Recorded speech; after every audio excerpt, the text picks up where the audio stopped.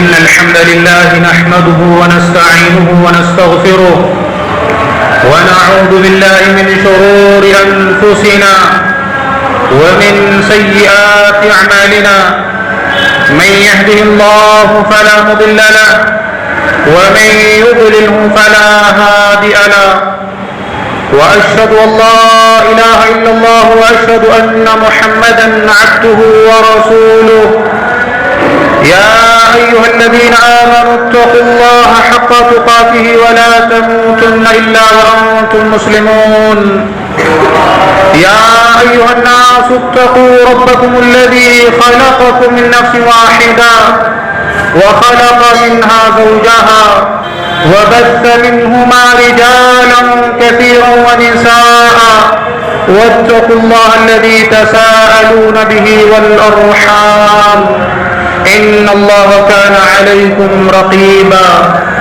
يا أيها الذين آمنوا اتقوا الله وقولوا قولا سديدا يصلح لكم أعمالكم ويغفر لكم ذنوبكم ومن يطع الله ورسوله فقد فاز فوزا عظيما أما بعد فإن خير الحديث كتاب الله وخير الهدي هدي محمد صلى الله عليه وسلم وشر الأمور محدثاتها وكل محدثة بدعة وكل بدعة ضلالة وكل ضلالة في النار فأعوذ بالله السميع العليم من الشيطان الرجيم بسم الله الرحمن الرحيم وأنكحوا الأيام منكم والصالحين من عبادكم وإمائكم إن يكونوا فقراء يغنهم الله من فضله. معزز حاضرین، ہر قسم کی حمد و ثنا، بڑائی و کبریائی اللہ وحدہ لا شریک کے لیے لائق و زیبا ہے. بعدہ بیش بہا درود و سلام نازل ہو تمام انبیاء کرام پر، خصوصاً ہمارے آخری نبی جناب محمد الرسول اللہ صلی اللہ علیہ وآلہ وسلم پر. محترم بزرگوں اور دوستوں، نوجوان ساتھیوں، پیارے بچوں، پردہ نشین پیاری مائیں اور بہنیں، گزشتہ چند سالوں سے بالخصوص ہندوستان کے اندر مسلم عورتوں کو لے کر کے بڑا واویلا مچایا جا رہا ہے اور یہ ثابت کرنے کی کوشش کی جا رہی ہے کہ اسلام کے اندر عورتوں کا کوئی حق متعین نہیں ہے، بلکہ اسلام ایک ظالمانہ، جائرانہ اور غیر منصفانہ مذہب ہے جو صرف جبر، تشدد اور ظلم کرتا ہے، اس کے علاوہ کچھ اور نہیں کرتا. اور اس پروپیگنڈا کو زمینی سطح پر میڈیا کے ذریعہ، الیکٹرانک میڈیا، پرنٹ میڈیا اور یہاں تک کہ راجیہ سبھا، لوک سبھا، سانسد اور پارلیمنٹ تک میں اس پروپیگنڈا کو اچھالا جا رہا ہے. قانون بنائے جا رہے ہیں، پاس کیے جا رہے ہیں اور پوری دنیا کو یہ ثابت کرنے کی کوشش کی جا رہی ہے کہ اسلام کے اندر عورتوں کا کوئی حق ہی نہیں ہے، کوئی حق ہی متعین نہیں ہے. جبکہ حقیقت یہ ہے کہ اسلام نے عورتوں کو ان کا حق اس وقت دیا ہے جب پوری دنیا عورتوں کے حقوق تو درکنار عورتوں کے وجود کو تسلیم کرنے کے لیے تیار نہیں تھی. اسلام کا سورج طلوع ہونے سے پہلے یہ دنیا کفر و شرک کی دلدل میں پھنسی ہوئی تھی. انسان سے ڈرتا تھا. شام ہوتے لوگ رہبری کے بجائے رہزنی پر اتر آتے تھے، ڈاکہ ڈالتے تھے. عورتیں خریدی اور بیچی جاتی تھی، عورتوں کی تجارت ہوتی تھی. اور خاص طور سے عرب میں زندہ لڑکیوں کو دفن کر دیا جاتا تھا، درگور کر دیا جاتا تھا انہیں. اسی کو قرآن نے کہا ہے وَإِذَا الْمَوْءُودَةُ سُئِلَتْ بِأَيِّ ذَنبٍ قُتِلَتْ. جب زندہ درگور کی ہوئی لڑکی سے سوال کیا جائے گا، باپ سامنے کھڑا ہوگا، بیٹی سامنے کھڑی ہوگی، باپ سے سوال کیا جائے گا، اس بیٹی سے پوچھا جائے گا किस जुर्म की पादाश में तुम्हें जिंदा रफन किया गया? इस्लाम ने ऐलान किया कि लड़कियां कत्ल करने के लिए नहीं बनाई गई हैं या औरतें खरीदो फरोख्त के लिए नहीं बनाई गई हैं, बल्कि इस सफ़े हस्ती पर जिस तरह इज्जत के साथ, वकार के साथ एक मर्द को जिंदा रहने का हक हासिल है, ऐसे ही एक औरत को भी वकार के साथ, एहतराम के साथ इस सफ़े हस्ती पर जिंदा रहने का हक हासिल है। एक सहाबी आए, कहा अल्लाह के रसूल सल्लल्लाहु अलैहि वसल्लम, ईमान लाने से कबल, इस्लाम लाने से पहले मुझसे एक बहुत बड़ा गुनाह सरजद हो गया था, अब मैं ईमान ला चुका हूं, आप ये बताएं क्या अल्लाह तबारक व तआला मुझे उस गुनाह से माफ करेगा? आपने फरमाया कौन सा गुनाह?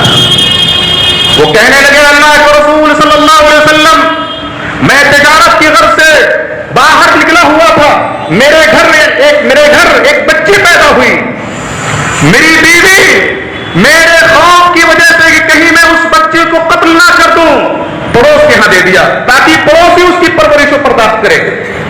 अल्लाह के रसूल सल्लल्लाहु अलैहि वसल्लम जब मैं काफी दिनों के बाद, कई सालों के बाद तिजारत से वापस आया तो मैंने देखा कि पड़ोस की एक बच्ची मेरे घर आती है, खेलती है, कूदती है, खाती है, पीती है। उस बच्ची की मासूम आवाज से, उस बच्ची की मीठी मीठी जबान और तोतली बोल से मैं बड़ा मुतासिर हो गया, मैं उसकी मोहब्बत में गिरफ्तार हो गया। अल्लाह के रसूल सल्लल्लाहु अलैहि वसल्लम, मैं उस बच्ची के साथ खेलता था और बच्ची मेरे साथ खेलती थी।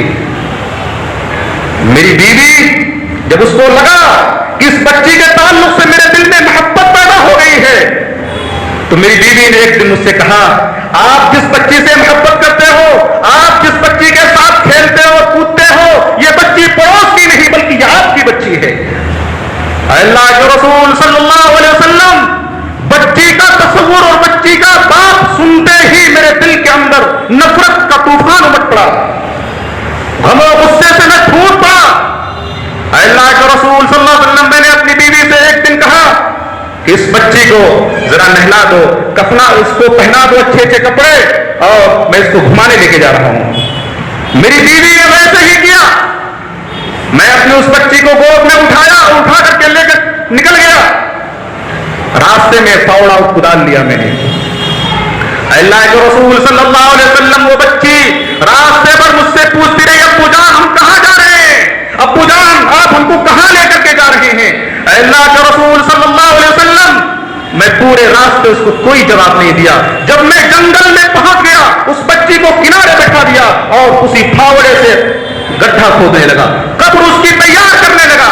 अल्लाह के रसूल सल्लल्लाहु अलैहि वसल्लम, जब मैं फावड़ा चलाता, मिट्टी उछल करके कूद करके मेरे कपड़ों पर, मेरे चेहरे पर, मेरे दाढ़ी पर आती, वो बच्ची दौड़ करके आती और मेरे गालों को चूमती, उस मिट्टी को मेरे कपड़े से हटाती और कहती कि बाबा जान आप ये मेहनत क्यों कर रहे हो, अब्बू जान आपको पसीने आ रहे हैं, अब्बू जान ये मिट्टी आपके कपड़े को खराब कर रहे हैं, आप ये मेहनत क्यों कर रहे हैं? अल्लाह के रसूल सल्लल्लाहु अलैहि वसल्लम जुल्म, जबर और तशद्दुद के पर्दे मेरी आंखों पर पड़े थे, मैं उसकी तोतली और मासूम और मीठी जबान से मुतासिर नहीं हुआ, मैं खोदता गया। जब कब्र तैयार हो गई तो मैंने बच्ची को बुलाया, बेटी इधर आओ। वो बच्ची दौड़ करके आई और मेरे ऊपर छलांग लगा दी। अल्लाह के रसूल, मैंने उसे उठा करके कब्र के अंदर फेंक दिया। अल्लाह के रसूल, बच्ची चीखने लगी, चिल्लाने लगी, अब्बू जान मुझे चोट लग गई है, अब्बू जान मुझे गड्ढे से निकाल लो, अब्बू जान मुझे बचा लो, अब्बू जान मेरा क्या कसूर है, आप मुझे क्यों गड्ढे में दफन कर रहे हैं? अल्लाह के रसूल, बच्ची चीखती रही, चिल्लाती रही, मैं इसके ऊपर मिट्टी डालता रहा। अल्लाह के रसूल सल्लल्लाहु अलैहि वसल्लम, मैं उसको मिट्टी उसके ऊपर डाल करके निकल गया, फिर पूरे रास्ते उसकी तरफ मुड़ करके नहीं देखा। अल्लाह के रसूल, बहुत दूर तक उसकी आवाज मेरे कानों तक गूंजती रही। आज तक कई साल गुजर गए हैं मगर उसकी आवाज मेरे कानों में गूंज रही है। अल्लाह के रसूल, मेरे जुल्म ने, मेरे जबर ने, मेरे तशद्दुद ने उस मासूम बच्ची के ऊपर बहुत ठाया है। अल्लाह के रसूल, मैं बहुत शर्मिंदा हूं, बहुत नादिम हूं, बहुत पशेमान हूं। क्या अल्लाह रब्बुल आलमीन मुझे इस जुल्म से निजात देगा, मेरी बख्शिश और मेरी मग़फ़िरत फरमाएगा? रसूलुल्लाह सल्लल्लाहु अलैहि वसल्लम ने कहा, सुनो, तुमने वो गुनाह कुफ्र की हालत में, शिर्क की हालत में किया था, इस्लाम लाने की वजह से, ईमान लाने की वजह से, साबिक़ा जितने भी गुनाह हो, कैसे भी गुनाह हो, اللہ رب العالمین ان سب کو معاف کر دیتا ہے. لیکن سنو، آئندہ کوئی گناہ نہیں کرنا. یہ حدیث بتاتی ہے کہ اسلام سے پہلے لوگ اپنی بچیوں کو زندہ بدور کر دیا کرتے تھے. ان کے وجود کا حق ان کو نہیں ملتا تھا کہ وہ اس صفحے ہستی پر عزت کے ساتھ جی سکیں. لیکن آج کا مسلمان سنو، نمازی ہے، متقی ہے، پرہیزگار ہے، دیندار ہے، اپنی بیٹیوں کو ستاتا ہے، اپنی بیٹیوں کو ان کے حق سے محروم کرتا ہے، اپنی بہوؤں کو ستاتا ہے، آگ کے حوالے کر دیتا ہے، اپنی بیوی کو ذہنی طور پر ٹارچر کرتا ہے. اور یہ ذہنی طور پر ٹارچر یہ موت سے بھی زیادہ، قتل کرنے سے بھی زیادہ سنگین ہوتا ہے. آدمی صحیح سے نہ جی پاتا ہے، صحیح سے نہ مر پاتا ہے یہ ذہنی طور پر جو ٹارچر کرتے ہیں. آج کے شوہر حضرات اپنی بیویوں کو ذہنی طور پر ٹارچر کرتے ہیں. اسلام سے پہلے لوگ اپنی بیٹیوں کو، اپنی بہنوں کو زندہ جلا دیا کرتے تھے. مگر آج کے مسلمان حضرات نمازی ہیں، پرہیزگار ہیں، متقی ہیں، سب کچھ ہے، مگر بیویوں کے حقوق کے معاملے میں بہت غفلت برت رہے ہیں.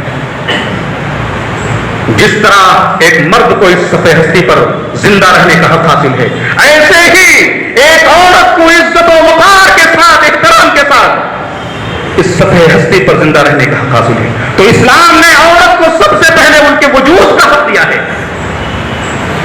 دوسرا حق دینی حق ہے. جس طرح ایک مرد کو دین کے اوپر عمل کرنے، دین کی باتیں سیکھنے کا حق ہے، بعین کی اسی طریقے سے ایک عورت کو بھی، ایک لڑکی کو بھی دین کے اوپر عمل کرنے اور دین کی تعلیم حاصل کرنے کا مکمل حق ہے. اللہ تبارک و تعالیٰ نے ارشاد فرمایا، من عمل صالحا من ذکر او انثى وهو مؤمن، جو کوئی بھی نیک عمل کرے، عمل صالح کرے، عمل صالح. ایک ہوتا ہے تازہ کھانا، ایک ہوتا ہے باسی کھانا. تازہ کھانا کھائیں گے تو آپ کے صحت کے لیے فائدہ مند، باسی کھانا کھائیں گے تو آپ کے صحت کے لیے نقصان دہ. ایسے ہی عمل بھی صالح ہوتا ہے، غیر صالح ہوتا ہے. بہت سارے لوگ بہت سارا عمل کرتے ہیں، انہیں پتہ نہیں ہوتا یہ عمل غیر صالح ہے. صالح وہ عمل ہے جس پر رسول اللہ صلی اللہ علیہ وسلم کی سنت کی چھاپ ہو، آپ کی مہر لگی ہوئی اس عمل کے اوپر. من عمل صالحا، جس نے بھی عمل صالح کیا، من ذکر او انثى، چاہے مرد ہو یا عورت ہو، ذکر ہو یا انثى ہو، منی ہو یا میرار ہو، میل ہو یا فیمیل ہو. اللہ کیا کہہ رہا ہے؟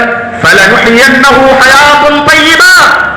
ہم ایسے لوگوں کے لیے، ایسے مرد عورت کے لیے، دیکھو مرد کی بات بھی، عورت کی بات بھی کہی جا رہی ہے، ہم ایسے مرد اور عورت کے لیے ایک اچھی زندگی تیار کیے ہوئے ہیں، ایک بہترین خوشگوار زندگی تیار کر کے رکھے ہوئے ہیں. اور بخاری شریف میں کتاب النکاح کے اندر امام بخاری رحمہ اللہ نے ایک حدیث ذکر کی ہے. آپ نے فرمایا، تنکح المرأة لأربعین، لمالها ولحسبها ولجمالها ولدینها فاظفر بذات الدین تربت یداک. رواہ البخاری فی کتاب النکاح. حضرت ابو ہریرہ فرماتے ہیں کہ رسول اللہ صلی اللہ علیہ وسلم نے ارشاد فرمایا کہ کسی عورت سے 4 چیزوں کی وجہ سے شادی کی جاتی ہے، 4 چیزیں پیش نظر رکھی جاتی ہیں. لمالها، اس کے مال کی وجہ سے. لڑکی کے پاس مال کتنا ہے، اس کے باپ کے پاس پراپرٹی کتنی ہے. ولحسبها، اس کا خاندان، اس کا حسب نسب دیکھا جاتا ہے. ولجمالها، اس کی خوبصورتی دیکھی جاتی ہے کہ کتنا حسین و جمیل ہے، کتنا خوبصورت ہے. ولدینها، اس کا دین دیکھا جاتا ہے، دیندار کتنی ہے. آپ نے آگے فرمایا، فاظفر بذات الدین، اے مسلمانوں دینداری کو ترجیح دو، دیندار لڑکی کو اپنے گھر کے اندر لے کر کے آؤ. تربت یداک، تمہارے ہاتھ آلود ہوں. دیندار لڑکی کو مال مت دیکھو، حسب و نسب مت دیکھو، خوبصورتی مت دیکھو، اس لیے کہ حسن صورت چند روزہ، حسن سیرت مستقل. اس سے خوش ہوتی ہیں آنکھیں، اس سے خوش ہوتا ہے دل. جمال مت دیکھو، مال مت دیکھو، حسب و نسب مت دیکھو، بلکہ اس کی دینداری دیکھو. اور کسی کہنے والے نے بالکل صحیح کہا ہے کہ جب ایک مرد دیندار ہوتا ہے تو دین چوکھٹ تک پہنچتا ہے، لیکن جب ایک عورت دیندار ہوتی ہے تو دین نسلوں تک منتقل ہوتا ہے، نسل در نسل جاتا ہے اس کا دین. لہذا دینداری کو ترجیح دو. اس لیے کہ عورت یہ اپنے بچے کا سب سے پہلا مدرسہ ہے. بچہ ماں کی گود میں پلتا ہے. اب اگر ماں دیندار ہوگی تو اس کو دین سکھائے گی، اور اگر دنیا دار ہوگی تو اس کو دنیا سکھائے گی. لہذا فر بذات الدین، دیندار لڑکی کو ترجیح دو۔ اس حدیث میں دیکھو رسول اللہ صلی اللہ علیہ وسلم نے عورت کو اس کا دینی حق عطا کیا ہے۔ بعض لوگ کہتے ہیں عورتوں کو مسجد میں آنے سے منع کرتے ہیں، پروپیگنڈا کرتے ہیں طرح طرح کا کہ عورتوں کو اس وجہ سے مسجد میں نہیں آنا چاہیے، عورتوں کو اس وجہ سے مسجد میں نہیں آنا چاہیے۔ کیا ان کا یہ کہنا صحیح ہے؟ حدیث رسول دیکھیں، حضرت عبداللہ ابن عمر رضی اللہ تعالیٰ عنہ فرماتے ہیں کہ رسول اللہ صلی اللہ علیہ وسلم نے ارشاد فرمایا لا تمنعوا اماء الله ان يصلين بالمسجد فقال ابن له انا لنمنعهن قال احدثك عن رسول الله صلى الله عليه وسلم انت تقول انا لنمنعهن رواه ابن ماجہ في باب اتباع سنت رسول اللہ صلی اللہ علیہ وسلم۔ حضرت عبداللہ ابن عمر کہتے ہیں کہ رسول اللہ صلی اللہ علیہ وسلم نے ارشاد فرمایا لا تمنعوا اماء اللہ، اللہ کی بادیوں کو یعنی عورتوں کو مسجد میں آنے سے، نماز پڑھنے سے، دین کی باتیں سیکھنے سے مت روکو۔ رسول اللہ صلی اللہ علیہ وسلم کہہ رہے ہیں اس میں دو باتیں، عورتیں جب مسجد میں آنا چاہیں تو اپنے شوہروں سے اجازت لے لیں۔ شوہروں کو چاہیے کہ وہ اپنی بیویوں کو اجازت دے دیں، اپنی بہنوں کو، اپنی بیٹیوں کو اجازت دے دیں۔ اگر شوہر اجازت دیتا ہے تو اس میں عورتوں کی دل جوئی ہو جاتی ہے۔ بیوی شوہر سے، اپنے باپ سے، اپنے بھائی سے اجازت لیتی ہے تو اس میں شوہروں کی، مردوں کی دل جوئی ہو جاتی ہے۔ وَتَعَاوَنُوا عَلَى الْبِرِّ وَالتَّقْوَىٰ، نیکی اور تقویٰ کے کام میں ایک دوسرے کی مدد کیا کرو۔ دونوں کی دل جوئی ہو گئی، نیکی کا کام بھی ہو گیا، دل جوئی بھی ہو گئی اور سنت پر، حدیث پر عمل بھی ہو گیا۔ تو حضرت عبداللہ ابن عمر فرماتے ہیں لا تمنعوا اماء اللہ، اللہ کی بادیوں کو مسجدوں میں آنے سے مت روکو۔ ان کا ایک بیٹا، صحابی رسول کا بیٹا کھڑا ہو گیا، کہنے لگا انا لنمنعہن، ہم تو روکیں گے، ہم نہیں جانے دیں گے عورتوں کو مسجد کے اندر۔ فغضب غضبا شدیدا، صحابی رسول غصے سے لال پیلے ہو گئے، کہنے لگے احدثک عن رسول اللہ صلی اللہ علیہ وسلم، میں تمہیں حدیث رسول بیان کر رہا ہوں اور تو کہہ رہا ہے کہ انا لنمنعہن، کہ ہم تو روکیں گے۔ حدیث رسول کے مقابلے میں تیری حیثیت کیا ہے، تیری اوقات کیا ہے، تو ہوتا کون ہے روکنے والا حدیث رسول کے مقابلے میں؟ دیکھ رہے ہیں ایک باپ کو اس طرح اسٹرانگ ہونا چاہیے، اس طرح ایک باپ کو مضبوط ہونا چاہیے کہ جب بیٹا حدیث کے خلاف، سنت کے خلاف، اللہ کے رسول کے حکم کے خلاف کوئی بات کرے تو ایسے ہی اسٹرانگ ہونا چاہیے۔ وہ حدیث عن رسول اللہ صلی اللہ علیہ وسلم، میں حدیث رسول بیان کر رہا ہوں اور تو کہہ رہا ہے کہ ہم روکیں گے، تیری حیثیت کیا، تیری اوقات، تو ہوتا کون ہے روکنے والا؟ یہ حدیث اس کے اندر بھی اللہ تبارک و تعالیٰ نے عورتوں کو ان کا دینی حق عطا فرمایا ہے۔ تو ایک تو وجود کا حق ہو گیا، اس کے دین کا حق ہو گیا، تیسرا حق معاشرتی حق ہے، اور معاشرتی حق میں بہت ساری تفصیل ہیں، بہت سارے فہرست اس کے اندر ہیں۔ سب سے پہلا حق نکاح کا ہے۔ جس طرح ایک مرد کو، ایک لڑکے کو اپنی پسند کی لڑکی سے نکاح کرنے کی اجازت ہے، چھوٹ ہے، اس کو یہ حق حاصل ہے۔ عشق، معاشقہ، لو میرج، کورٹ میرج نہیں بلکہ شریعت کے مطابق، سنت کے مطابق اسے اپنی پسند کی لڑکی سے شادی کرنے کا حق ہے۔ بعین ہی اسی طریقے سے ایک لڑکی کو بھی اپنی اجازت، اپنی مرضی سے، اپنی پسند کے لڑکے سے شادی کرنے کی اجازت ہے۔ ماں باپ، والدین اس لڑکی کے اوپر اپنا فیصلہ تھوپ نہیں سکتے ہیں۔ لا تنکحوا البکر حتی تستأذن، باکرہ کنواری لڑکیوں کی شادی، ان کا نکاح نہیں کیا جائے گا جب تک کہ اسے اجازت نہ لے لی جائے، ان کی پسند نہ جان لی جائے۔ ایک صحابی نے کہا اللہ کے رسول کیف اذنھا، ان کی اجازت کیسے ہوگی؟ آپ نے فرمایا ان تسکت، جب آپ اجازت لینے جاؤ، ماں جائے، بہن جائے، بھابیاں جائیں اجازت لینے کے لیے تو وہ خاموش ہو جائے۔ ان کی خاموشی ان کی اجازت کی، ان کی رضامندی کی دلیل ہے۔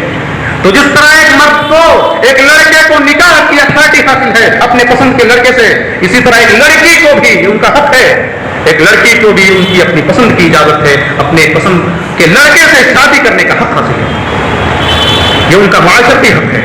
اور جس طرح طریقے سے ایک لڑکے کو، ایک مرد کو طلاق کا حق حاصل ہے کہ نباہ کی اب کوئی شکل باقی نہیں رہی، بہت کوششیں، بہت جو ہے محنتیں کی گئی کہ کسی طرح سے گزارا ہو جائے، مگر ایک لاسٹ آپشن ہے طلاق کا کہ اب نباہ کی زندگی ساتھ میں گزارنے کا کوئی مسئلہ، کوئی طریقہ نہیں مل پا رہا ہے۔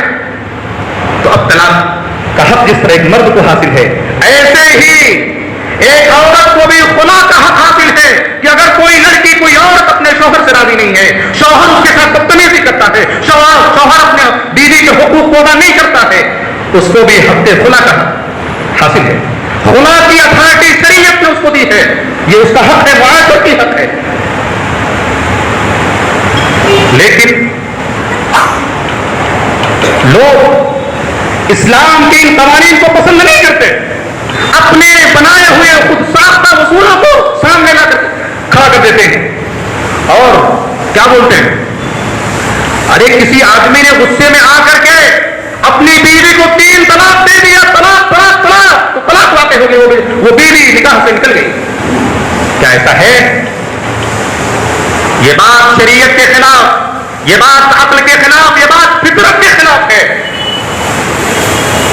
یہ کیسے ہو سکتا ہے کہ ایک مرد، ایک میاں بیوی ایک مدت تک زندگی بھر ان کے صبح و شام گزرے ہیں ساتھ میں، زندگی کی یادیں ان سے جڑی ہوئی ہیں، وہ یادیں، وہ ملاقاتیں، وہ حسین لمحے، زندگی بھر کی محبت اور زندگی بھر کی وابستگیوں، وہ لڑائی، وہ جھگڑے، وہ پیار، وہ محبت، وہ ہدیے، وہ تحفے، وہ تمام چیزیں آدمی صرف 3 جملوں میں، 3 لفظوں میں، 3 گولیوں کے اندر ختم کرتے.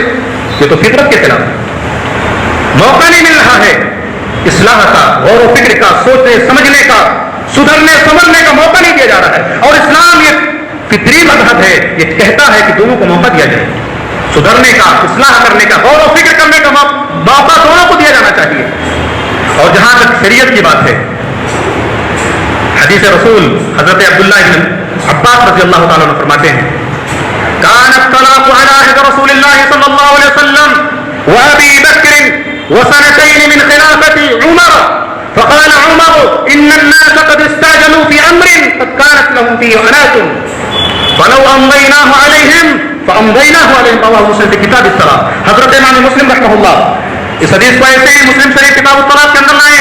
راوی حضرت عبداللہ ابن عباس رضی اللہ تعالیٰ عنہ وہ کہتے ہیں، کان الطلاق على عهد رسول اللہ صلی اللہ علیہ وسلم کے زمانے میں، وہ ابی بکر، ابو بکر کے زمانے میں، وہ سنتین من خلافت عمر، اور حضرت عمر بن خطاب رضی اللہ تعالیٰ عنہ کے ابتدائی خلافت کے 2 سالوں میں. دیکھ رہے ہیں نبی کے زمانے میں، ابو بکر کے زمانے میں اور عمر کے خلافت کے ابتدائی 2 سالوں میں طلاق الثلاث واحدۃ، ایک مجلس کی 3 طلاق، ایک کی طلاق مانی جاتی تھی. کب؟ نبی کے زمانے میں، بکر کے زمانے میں اور عمر کے زمانے میں، ابتدائی 2 سالوں کے اندر. کہتے ہیں کہ عمر کو نہیں مانتے ہیں لوگ. ارے اس روئے زمین پر ہم سے زیادہ عمر اور بکر و عثمان اور علی سے زیادہ محبت کرنے والا کوئی پیدا ہی نہیں ہوا ہے. پورے صحابہ کرام سے زیادہ اس روئے زمین پر اہل حدیث سے زیادہ کوئی محبت نہیں کرتا ہے. سب کی محبتیں نگوسلی ہیں، سب کے سب کی محبتیں کھوکھلی ہیں. جن کو اللہ نے رضی اللہ عنہم و رضوا عنہ کا سرٹیفکیٹ دیا ہو، اس روئے زمین پر اس سے مبارک ہستی انبیاء علیہ السلام کے بعد کوئی ہستی پیدا نہیں ہوئی.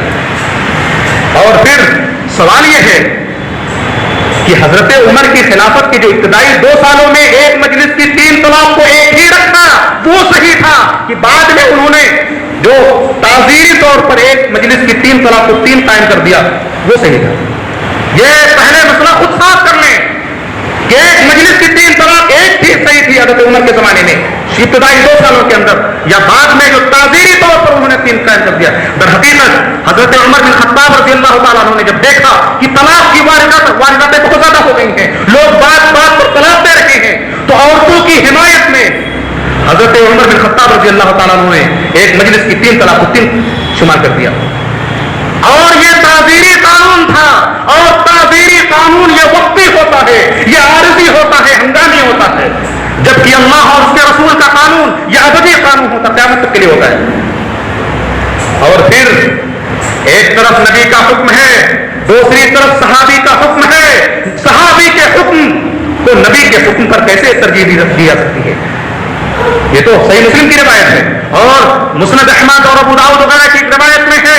حضرت عبداللہ ابن عباس رضی اللہ تعالیٰ عنہ بیان کرتے ہیں، طلق رکانة ابن عبد يزيد اخو المطلب امراته ثلاثا في مجلس واحد.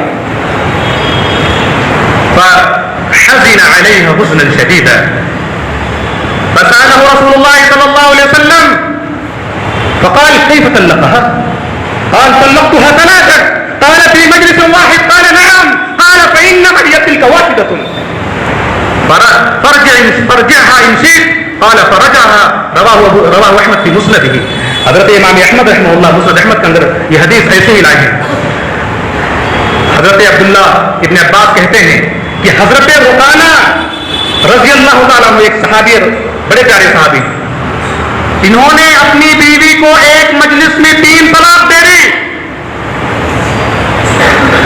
پھر بہت پریشان ہو گئے. فحزن علیہ حزنا شدیدا، بہت غمگین ہو گئے. وہ یہ سمجھے کہ میرے پاس جو 3 طلاق کی اتھارٹی تھی، حق تھا، وہ میں نے ختم کر دیا ہے. بہت غمگین ہوئے، پریشان ہو گئے. آئے رسول اللہ صلی اللہ علیہ وسلم کے پاس، کہنے لگے اللہ کے رسول میں نے 3 گولیاں مار دی اپنی بیوی کو. تو آپ نے فرمایا کئی طلاق تھا، تم نے طلاق کیسے دی ہے؟ دیکھ رہے ہیں وضاحت تفصیل معلوم کر رہے ہیں رسول اللہ صلی اللہ علیہ وسلم. قال طلقتها ثلاثا، 3 مار دی ہے، 3 طلاق دے دی ہے میں نے. اب دیکھو نبی کہہ رہے ہیں فی مجلس واحد، ایک مجلس کے اندر. قال نعم، کہا ایک ہی مجلس کے اندر میں نے 3 طلاق دی ہے. قال فإنما هي تلك واحدة، یہ ایک ہی ہوئی، 3 نہیں ہوئی.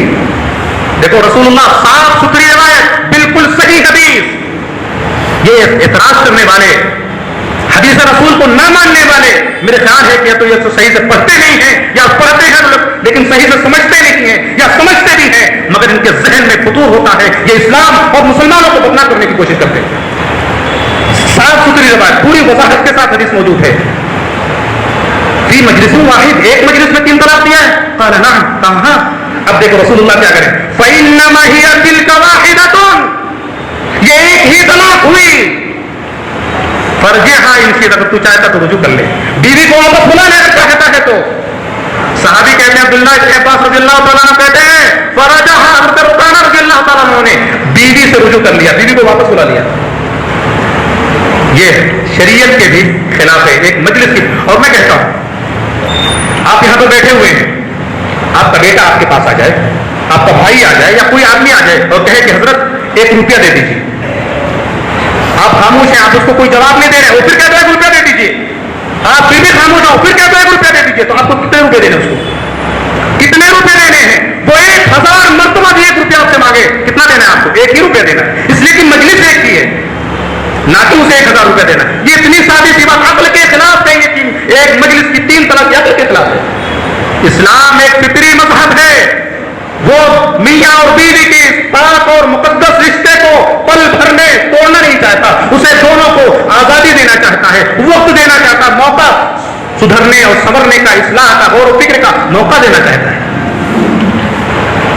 یہ اس کا ایک مرد کو طلاق کا حق حاصل ہے، ایسے بعین ہی ایک عورت کو بھی خلا کا حق حاصل ہے. یہ معاشرتی حق ہے. معاشرتی حقوق میں سے ایک عورت کا ایک روپ ہوتا ہے ماں کی شکل میں. اگر عورت ماں کے روپ میں ہے تو پھر دیکھیے کہ اللہ نے، شریعت نے، اس دین نے، اسلام نے اسے کتنا مقام اور کتنے مرتبہ عطا کیا ہے. دنیا کے سارے مذاہب مل کر کے عورت کو مقام نہیں دے سکتے ہیں جو اسلام نے عورت کو ماں کے روپ میں دیا ہے. حضرت ابو ہریرہ فرماتے ہیں جاء رجل الى النبي صلی اللہ علیہ وسلم فقال یا رسول اللہ من احق الناس بحسن صحابتی؟ قال امك. قال ثم من؟ قال ثم امك. قال ثم من؟ قال ثم امك. قال ثم من؟ قال ثم ابوك. رواه مسلم في کتاب البر والصلة والآداب. ابو ہریرہ کہتے ہیں کہ ایک صحابی اللہ کے رسول صلی اللہ علیہ وسلم کی خدمت میں آئے، کہنے لگے یا رسول اللہ میرے حسن صحابت کا، حسن سلوک کا، اچھے برتاؤ کا سب سے زیادہ مستحق کون؟ کہا امک، تمہاری ماں. کہا اس کے بعد؟ کہا پھر تمہاری ماں. کہا اس کے بعد؟ کہا پھر تمہاری ماں. کہا اس کے بعد؟ کہا تمہارا باپ. دیکھ رہے ہیں ماں کا درجہ اگر وہ ماں کے روپ میں ہے کوئی عورت تو ایک مرد سے 3 گنا زیادہ بڑھا ہوا اس کا درجہ. دنیا کے سارے مذاہب مل کر کے ماں کو، ایک عورت کو یہ مقام نہیں دے سکتے. کہتے ہیں کہ ارے ہمارے ہاں تو عورت لکشمی کے درجے کے برابر ہے، لکشمی مانی جاتی ہے عورت ہمارے. لکشمی سمجھتے ہیں یعنی گھر کے اندر اگر عورت داخل ہو جائے تو مال و دولت کی ریل پیل ہو جاتی ہے، یعنی اسے بابرکت یہ اور بات ہے کہ لکشمی کا لفظ ہمارے ہاں استعمال نہیں ہوتا، شریعت اسے جائز ہے، لیکن ایک مشاکلت کے طور پر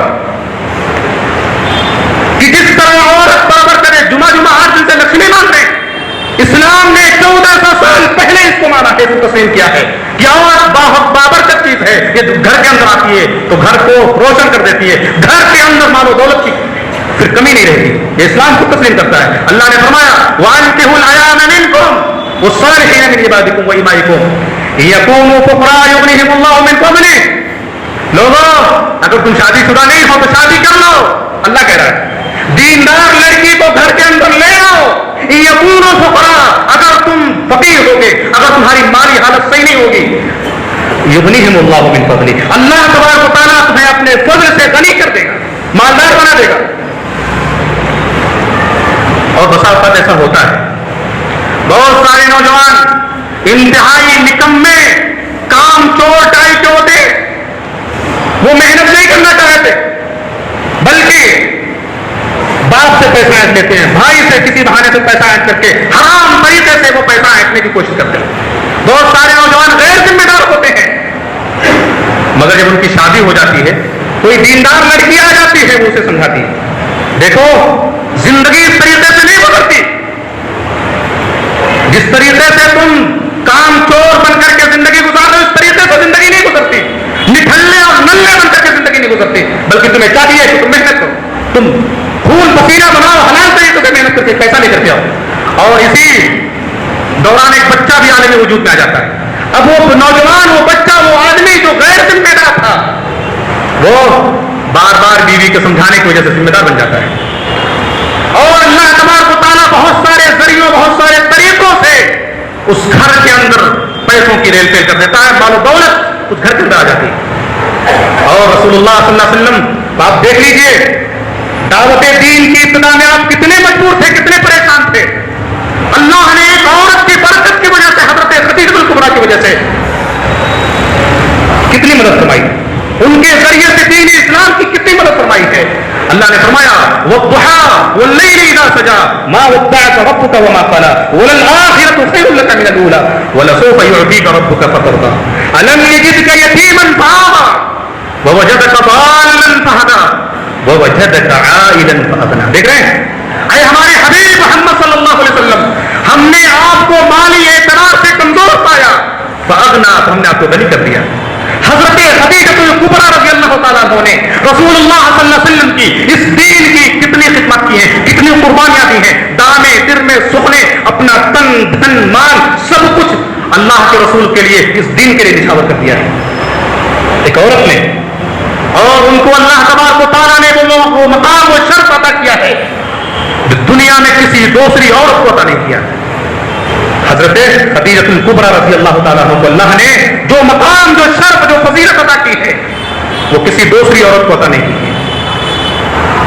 وقت زیادہ ہو رہا ہے، ان تمام باتوں کو آپ اپنے ذہنوں میں رکھیں، محفوظ رکھیں۔ ہماری اگلی ملاقات انشاءاللہ اسی موضوع پر ہوگی۔ اللہ تبارک و تعالیٰ ہمیں ان حقوق کو سمجھنے کی توفیق عطا فرمائے اور ہمیں اچھی سمجھ اور اچھے عمل کی توفیق عطا فرمائے۔ اقول لکم ما تسمعون واستغفر اللہ لی ولکم ولسائر المسلمین واستغفروہ انہ هو الغفور الرحیم۔